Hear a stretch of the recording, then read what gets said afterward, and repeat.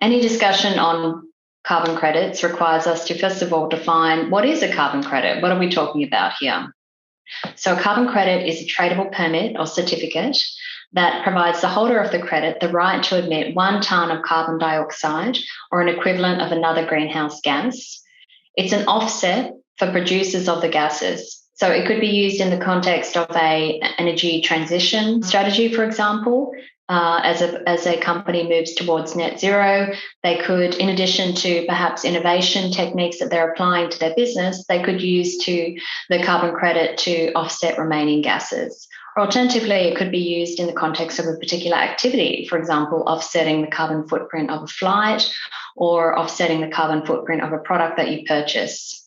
The Task Force on Scaling Voluntary Carbon Markets, established by Mark Carney, has been looking at the scaling of voluntary carbon credit markets and the particular blockers to that scaling. The task force considers that that particular market must scale by at least 15 times in order that we are able to make the goals of the Paris Agreement being net zero by 2050. The considerations around the voluntary carbon market include the quality of the product itself, the core carbon principles that it should apply to the product, the governance of the market and ensuring that that's robust, and transparency and similar considerations around the activities of that market. As demand and interest in the voluntary carbon markets increases, we are seeing cities such as London and Singapore develop hubs in the trading of this product.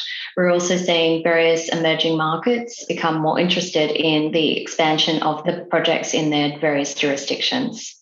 We very much hope, or we will be very interested to see, coming out of COP26, whether there are any statements around the usage of voluntary carbon credits and the importance of that particular market for the transition to net zero.